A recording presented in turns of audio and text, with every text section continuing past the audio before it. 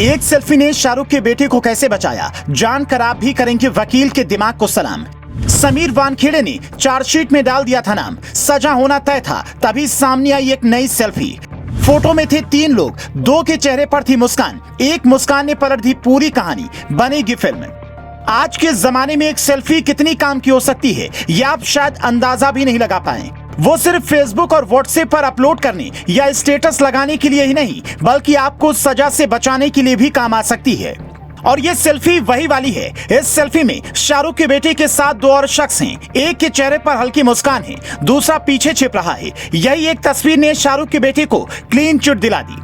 अब आप सोच रहे होंगे कि इस एक तस्वीर ने इतने बड़े केस में कैसे क्लीन चिट दिलवा दी, तो पहले वो सुनिए, फिर 21 अक्टूबर की वो घटना बताते हैं जब किंग खान जेल की सलाखें पकड़कर रोने लगे थे। एनसीबी की विजिलेंस टीम की जांच में पता चला सेल्फी में दिख रहे इस शख्स का नाम है पी गोसावी। ये ना तो एनसीबी में अधिकारी है और ना ही एनसीबी से इसका कोई नाता है। बावजूद इसके हमारे मुवक्किल और सभी आरोपियों को गिरफ्तारी के बाद इनकी गाड़ी में ही ले जाया गया। ये शख्स शाहरुख खान से बेटे को छुड़वाने के एवज में 25 करोड़ की डील करवा रहा था।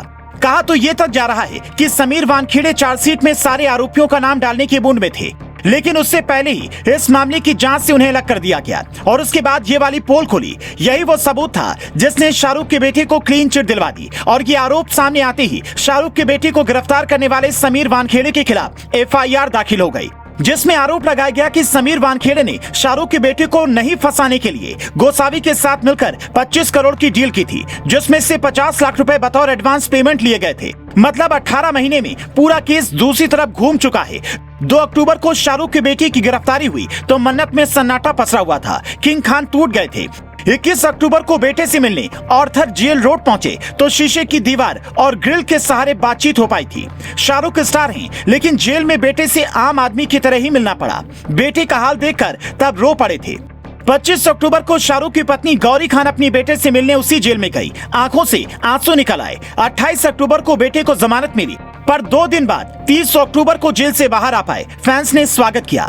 उसके बाद 27 मई 2021 को एनसीबी ने शाहरुख के बेटे को इस केस से क्लीन चिट दे दी, जिसके बाद से समीर वानखेड़े की मुश्किलें बढ़ गईं। जिस अधिकारी ने शाहरुख के घर सन्नाटा पसरवा दिया था, आज उसके घर सबकी हालत खराब है। कभी सीबीआई छापा मारने पहुंचती है तो कभी कोई नोटिस लेकर आ जाता है। मतलब केस की दिशा बदल चुकी है। अगर ये आरोप सच हैं, तो फिर ऐसे अधिकारी के खिलाफ कार्रवाई होनी चाहिए, क्योंकि ऐसे तो कोई भी किसी बड़े स्टार के रिश्तेदार बेटा बेटी को पकड़ लेगा और फिर ऐसी डिमांड करेगा। ये बात नवाब मलिक जैसे नेता ने जब शुरू से ही कही थी, तो कई लोगों ने कहा था कि समीर वानखेड़े ने नवाब मलिक के दामाद को पकड़ा था, इसीलिए वो ऐसा बोल रहे हैं। लेकिन अब इन आरोपों पर लोग कुछ नहीं कह रहे हैं। क्या समीर के खिलाफ कार्रवाई शाहरुख के बेटे पर हाथ डालने की वजह से हुई, या आरोप सच्चे हैं?